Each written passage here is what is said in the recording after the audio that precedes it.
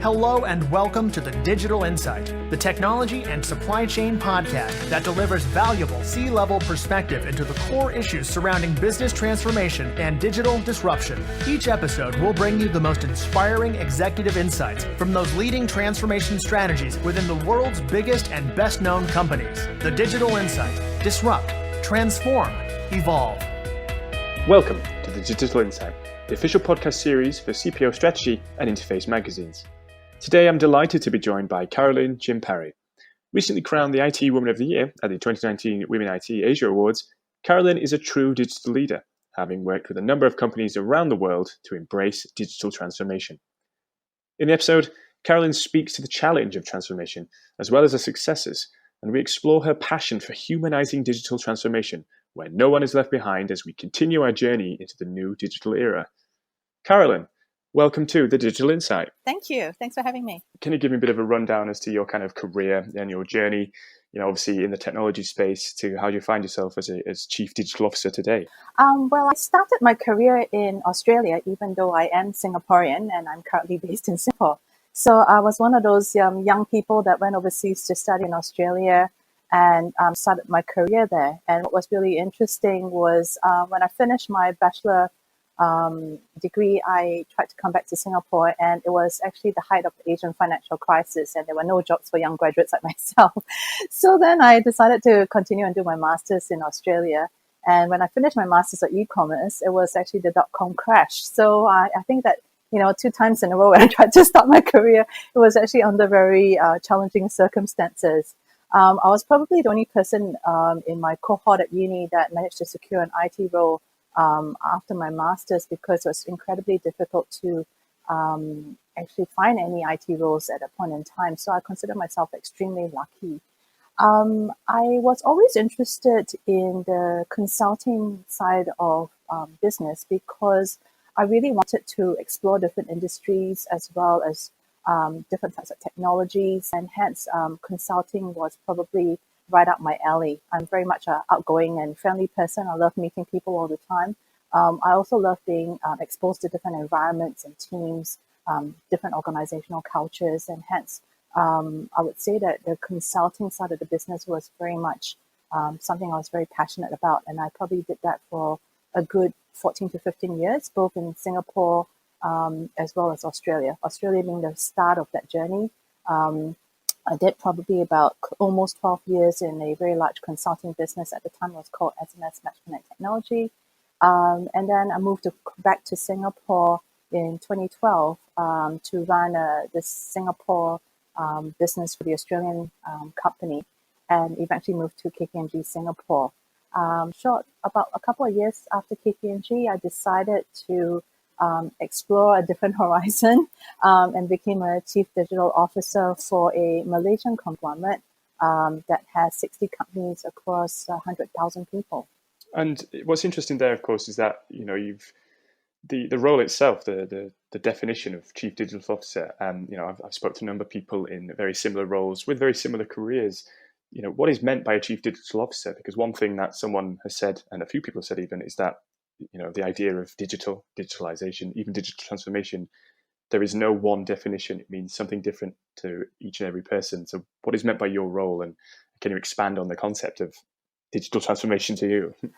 For me, the role would be more looking at emerging technologies, helping to drive the digital strategy as well as its transformation roadmap. So rather than be a CIO from a more traditional sense, where you look after IT operations and infrastructure and data centers and, type of role, I've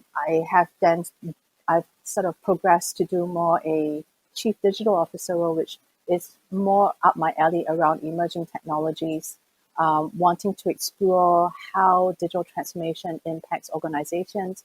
And in reality, less than half of Fortune 500 companies since the year 2000 are even alive today. So more than half of Fortune 500 companies have vanished as a result of digital. So I really wanted to focus my career on helping companies to future ready themselves for what's ahead, because I think that no matter how large a company and how profitable a company you are today, it is definitely not a guarantee of how well you do in the next 5-10 years time. So I would say that a lot of my passion is built around transformation and wanting to make sure that companies can survive this next wave of what people call the digital era. And not just looking at it from a technology viewpoint, but I look at it from a very holistic viewpoint. So in terms of considering what the board and C-suite are interested in or where they need to be educated in, and also looking at business, IT, as well as HR. Because to me, in reality, people think of digital transformation from a technology viewpoint, whereas I actually don't. I actually see digital transformation from a business survival viewpoint. And I'm also very passionate about the future of work. So being able to look at people's mindsets, helping them to shift that traditional mindset into a more agile or responsive mindset is very important. And also looking at what those skill sets look like and how you can actually craft new jobs and design new jobs that are going to be impacted by technology. So in reality, I would say that my role is more than just looking at the digital side. I think it's really looking at both business, digital, as well as the workforce considerations. You know, and you've said it yourself, looking over the course of your career, you tried to kickstart your career at kind of difficult moments, in a very volatile industry and marketplace. You said something there, of course, about being future ready, and you said I think the stat you said was less than half of Fortune 500 companies no longer exist. Obviously, then this transformation and these transformation that companies are going through, they're coming at a time of, I don't want to use the word panic, but obviously that must linger at the back of people's heads that we need to adapt, we need to change in order to survive. What kind of pressure and in turn, what kind of challenge does that present as you are working with companies to help them navigate this, I guess, this difficult / new way of working, so to speak? Yeah, look, I think that every company and every industry is on a slightly different journey. Everyone's at a different maturity level. And even if you're a similar sized industry player within the same industry and market, it doesn't mean that your journey for transformation to survive looks the same. Because if you look inwardly, every company has a different culture. Every company has a slightly different appetite for risk, as well as exploration around transformation. Plus, you also have very different board directors that sit on your company's board, as well as C-suite. So I think a lot of it really depends on the company culture, as well as the senior leadership, to then be able to drive a meaningful transformation journey. Because in reality, that journey looks very different across companies, even within the same market and same industry. So I would say that, look, some players who have been slow have woken up to realize that, we're really behind and we're lagging behind. And other players are a little bit more advanced through that journey. But even for the companies that are very advanced, in this case, we could look at, I have worked with a number of clients, and some of them are the world's leading company in that particular sector. And even within that, even though they might appear to be the leader in that sector, they still have lots of interesting challenges. There are still people within their company who are, a bit slower in terms of understanding what the new digital era should look like in their industry. They're a little bit behind in terms of their mindset and thinking. And the same can be said about other companies who are also lagging behind in the digital space to become competitive. And something you talked about then, of course, you talked about senior leadership, a company culture.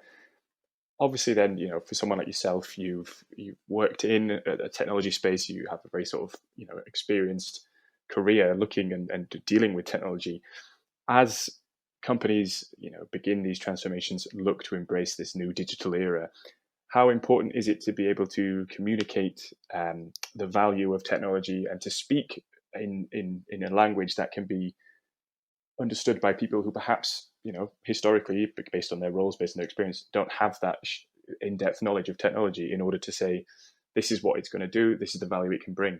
Yes, that's a very good question. In fact, next week I'm going to be speaking to a nice sized group of company directors from various industries to actually help them through this understanding the digital world. Look, the truth is, traditionally, most people would have looked at technology, or in particular IT, as a cost center. And in this new era of Industry 4.0 and beyond, technology is actually now a value creator and is very much a case of an enabler to survive.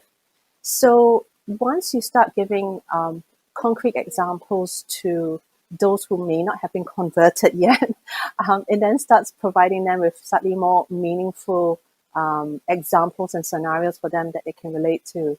So, for example, there's plenty of companies out there that really have not survived. So, for example, if you look at the Forbes magazine back in 2007, the front page of the Forbes magazine was the CEO of Nokia. And it basically, the headline said something along the lines of 1 billion customers who can catch up with this, cell phone king. And we all know where Nokia is right now, And the same thing in 2008, where you had the CEO of Blockbuster confidently saying, we do not consider someone like Netflix as a competitor to us. And look at where that company is right now. And what was really ironic is that Blockbuster videos actually had online video streaming capability before Netflix made it available. But they chose not to invest further in the technology. And same thing with Kodak. Kodak was, a leading camera and film company. And, they've gone. And the reason why they're gone is because they've actually failed to recognize that technology can really give them the competitive edge in this new era. And what's really sad and ironic about it, similar to Blockbuster, is that Kodak was the first company to develop a digital camera. However, at that point in time, the pictures were so pixelated that the executives did not believe that this would provide the future of what camera and photography would be like. But clearly they were very wrong. So when you start talking about companies that were so strong, 1 billion customers and so on, who actually failed in the end, and they failed to innovate, they failed to realize that, look, the world is evolving, things are going to go digital, things are going to go mobile. When you stop really believing in these things and you decide to play the short game, which was, please tell me, what the quarterly results are, please tell me what the balance sheet and P&L are on a very short-term basis, you then find yourself being in a position where your survival could be quite short. And I think that most senior executives have a bit of a balancing act these days between short-term wins versus long-term investment. And with digital transformation, it is always a long-term investment gain. You're never going to see return on investment in a matter of months or even 1 year. It's very seldom. So in that sense, I think that a lot of senior management really need to start thinking long-term for the survival of the company. And that really means looking at potentially, return on investment might be a little bit less, for example, in terms of shareholder dividends. However, if you're able to articulate to your shareholders and other people who would be investors that, these are the reasons why the return on investment may not be so obvious initially. However, in terms of the long term, this is the investment that we're making, this is the kind of value we believe we're creating, that would hopefully change the mindset. Because in reality, I also believe that investor sentiments are changing. There was a time where a lot of people used to invest in only blue chip companies, but these days you have people who are angel investors to startups, for example.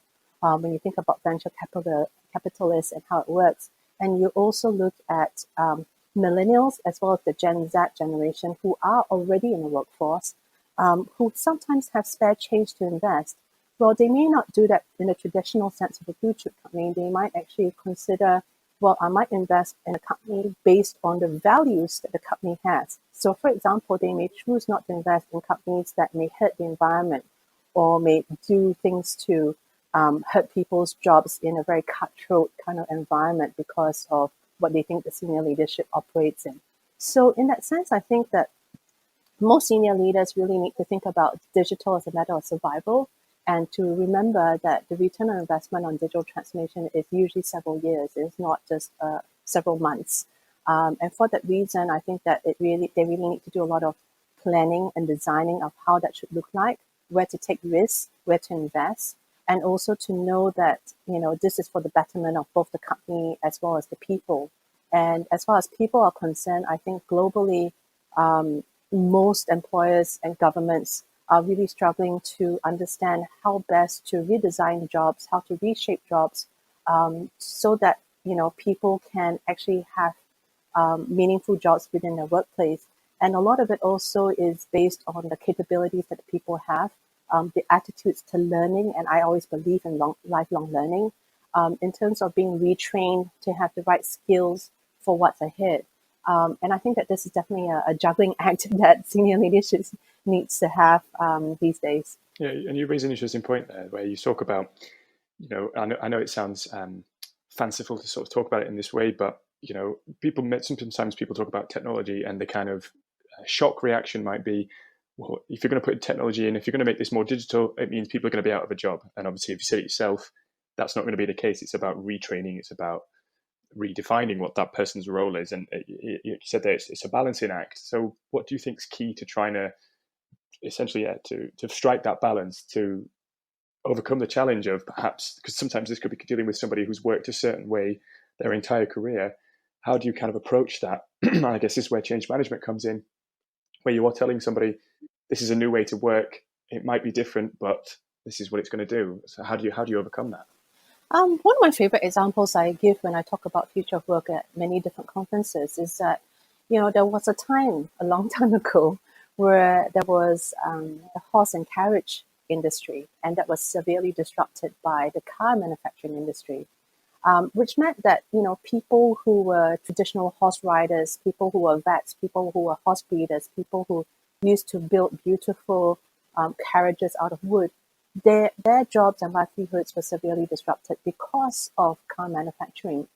And obviously, working in a factory is really different to working at the stables, However, it was, they were at the brink of an inflection of the industry. Things were changing at that point quite rapidly as well. And they could have had the option to continue as they are, which was clearly in the horse and carriage industry, which was very much dying and dead now. Or they had the option of saying to themselves, look, I know nothing about the car industry, but why not be one of the first few to get trained in this area? Because hopefully through retraining, I'll get the right skills that would, help future-proof my career, And I think we're exactly at that similar point right now where people have very traditional jobs, and those jobs are very much morphing and changing. Some are being completely replaced, and others are just being augmented. And yet it really is about a mindset shift. It's really about accepting that no longer should one accept that you'll be in the same job or same industry forever. I think quite often these days, people should expect that they could possibly be in multiple different industries and different types of jobs that are not linked to each other at all during the point in their career. And I think increasingly, there will be a need for people to be very open to being retrained in areas that they're completely unfamiliar with, and hopefully adopt a lifelong learning attitude, which is difficult to do because we were all given the impression that, our life is made up of wanted to study as a young person, wanted to work, and wanted to retire. But in reality, I see all that meshing and merging together such that instead of these three different verticals, you end up with three different horizontals where you are a lifelong learner, where you would work, but that working style might be different. It could be, short-term gigs here and there through the liquid workforce, or it could be long stints, for example, but it may not necessarily look the same, whereby, you could be a digital marketing person one day, perhaps you might use your skills in a different area at a later point in something that's nothing to do with marketing, for example.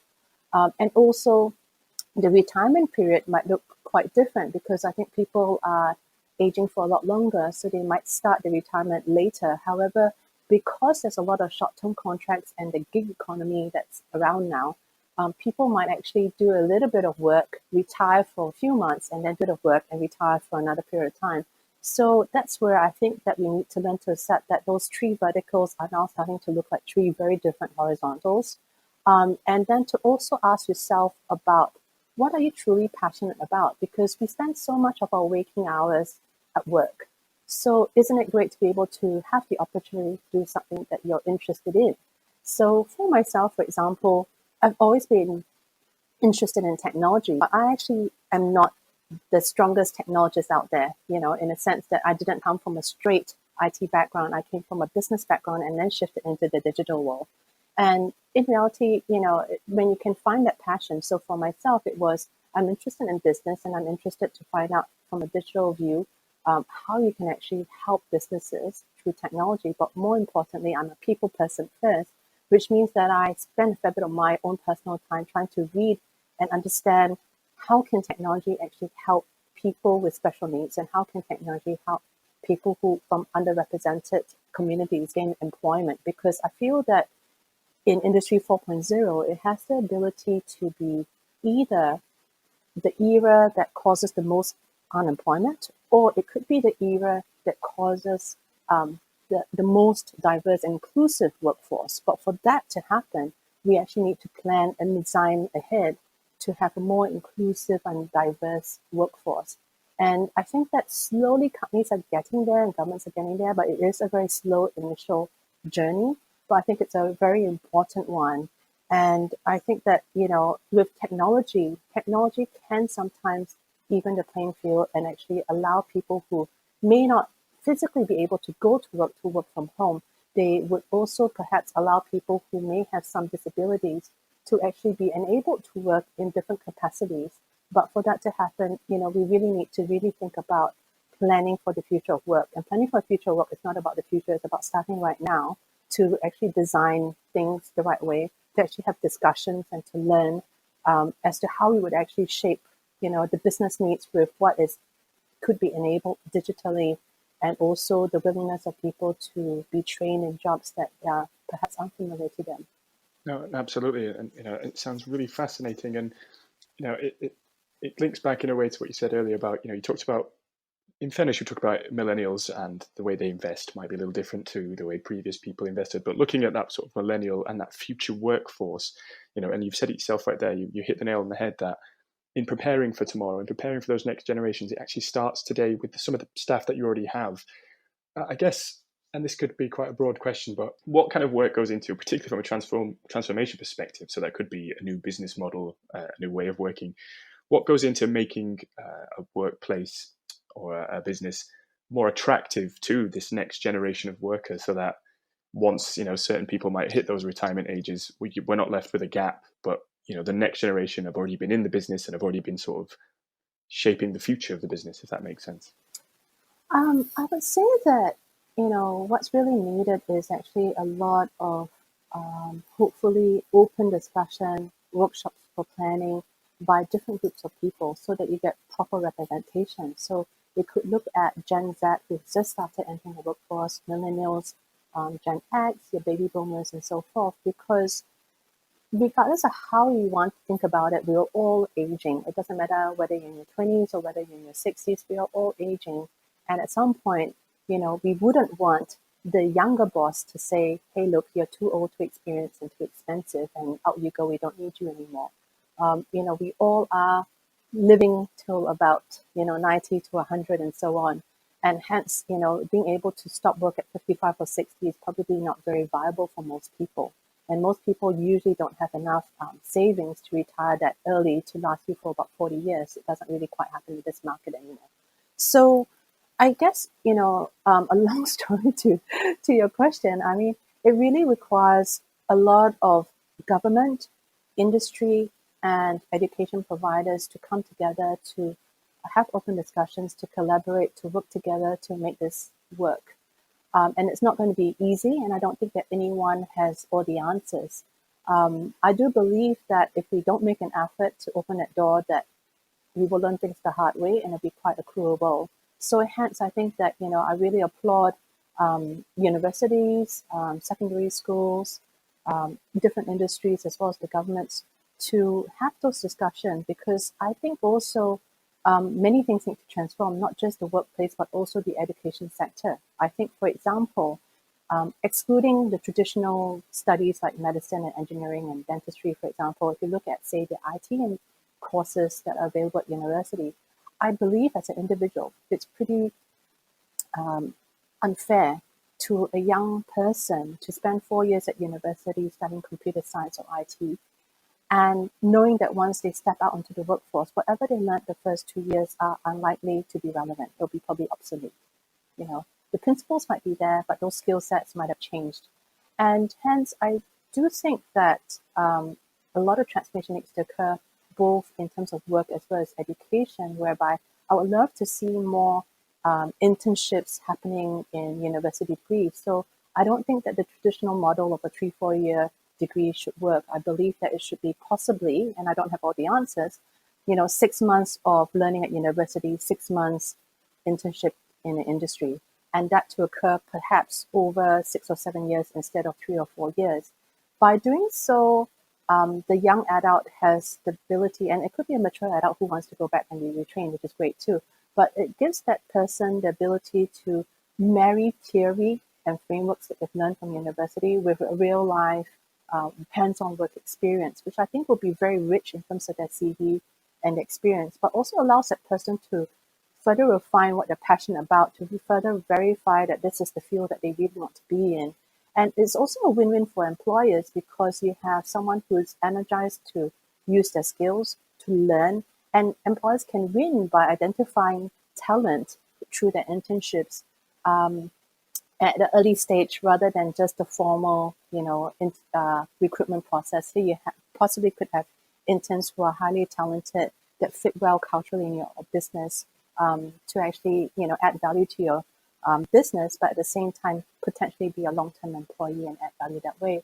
The truth is we really need to all work together, both industry as well as governments and education providers, to actually open that door for discussion, open that door for collaboration, and, through that process, figure out how we're going to actually structure up the future of work, how we're going to structure up what a skills matrix should look like. And in reality, at the moment, technology isn't replacing jobs as fast as it produces jobs. So in other words, they're actually providing more new jobs than they are replacing it. And quite often you find that the jobs that are impacted only from a task-related viewpoint, but the full entire job is not completely redundant in most industries, not all, but in most industries. So there will be a portion of the job that could be done by AI or robotics, but there are also other portion that requires a more humanistic approach in terms of completing the rest of the task for this particular role. And something you mentioned earlier on then, you talked about when, through education, something that a student could be going through today could actually be obsolete tomorrow. I know it's extreme, but, it links into a wider discussion of the sort of the rapid rate in which technology is changing and redefining, and looking at it more broadly then, just from a perspective of a transformation. Obviously, like I say, these are long processes. You're not just going to develop, achieve success overnight. But what do you do in terms of preparing then, so that essentially so that you can stay ahead of this change, so that you can spend and invest in a certain technology, but tomorrow it could become obsolete. What kind of measures and what kind of work do you do to ensure that companies and people are ready to kind of embrace this continuously changing pace of innovation? I think to first accept that things change really quickly, and that the softer skills are absolutely key. I think that humans need to be more human and robots need to be more robots. When I say that, most jobs usually still require a human element. I mean, we talk about the opportunity for working remotely, and it's very common these days for people to work remotely. But in reality, having a lot of face-to-face contact with your team members and your employer is also very equally important to feel a connection. And at the end, we're all mammals, and we all need that particular connection to be happy and to feel a sense of fulfillment and purpose as well. In addition to that, I would say that the ability to keep learning and be retrained is important.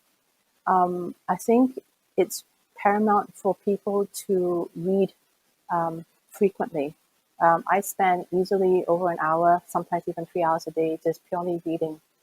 And when you do that, you get into an operational cadence within yourself to be exposed to different thought leaders, different researchers, different technologists, in terms of what's out there, because every industry is being impacted to some degree or another, and quite often the impact can be quite huge. So I would say that, in terms of your individual career, that it's okay to be selfish because the days of a lifelong employer are gone. And the only person that you can rely on is really yourself. So really understanding what are you truly passionate about? What are you naturally good at? Some people are naturally good at speaking, at convincing people.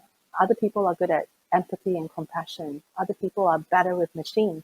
So knowing exactly what you're naturally good at, marrying that with your passion, and also hopefully becoming a lifelong learner such that no matter how fast the technology changes, because you're flexible, because you're open, because you're allowing yourself to be trainable, I don't think that that's anything to be worried about. Because, if I was going to stay stagnant where I am right now, and so I'm so-called a transformation expert and a so-called digital leader, in 5-10 years' time, if I don't continue learning, allowing myself to be trained, being exposed to different points of view as well as research, I could very well be out of a job myself because all that technology is going to evolve so quickly. And the only thing I can rely on is to have a very open approach in terms of learning, in terms of gaining new skills, and also being on the driver's seat in terms of wanting to drive my career a certain way. So absolutely, I would say the key ingredient is to keep an open mind, lead with courage instead of fear. If you allow yourself to be training and learning and reading frequently, you're actually always going to be a step closer to understanding what that disruption could look like and prepare yourself for it. And in some instances, some people might need a bit more of a hand because they might be less technically savvy. But I think then it's up to us as leaders to be able to help prepare these pockets of people along that journey and help educate them as well. It's not going to be easy, and I don't think anyone's got the answers, but I think that that's a case of employers and leaders being true leaders and stepping up to take care of everyone within the workforce, including those who may have been excluded from the workforce. And hence, that's why I think that technology has the ability to be a more inclusive so-called enabler, because with technology, I do believe that people who may have previously been excluded from work, such as people who come from very poor remote villages, it could be people who might be single moms who may not be able to work full-time outside of their home, or it could be people with special needs who may not be, able to work in a standard office environment. But in reality, everyone has skills to be able to contribute to the workforce, and I think it's really about leaders as well as working with HR to come up with jobs where we don't exclude people. But for that to happen, like I say, we need to really allow ourselves to be trainable and open to doing new things. I think that, I would really love for most employers or all employers moving forward to really take a stance in terms of putting the people first and not necessarily looking at just the numbers. Because in reality, I would say that the shift in investor sentiments also now looks at the values of the company. Who is the CEO? What does he stand for? How does he treat his people? What are the plans in terms of how the company impacts the environment? So I think all these things are very important for leaders these days to really think about. It's no longer just about numbers. It's no longer about shareholder value. That's important, yes. But to also note that investor sentiments have changed to hopefully a more humanistic one, as what I can observe at the moment.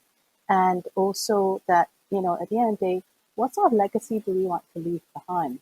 You don't have to be in a C-suite or a senior in a hierarchy to be a leader. Anyone could be a leader. You could be a young leader in your space. Even though you might not necessarily be high in the hierarchy, you can make a profound impact to your community.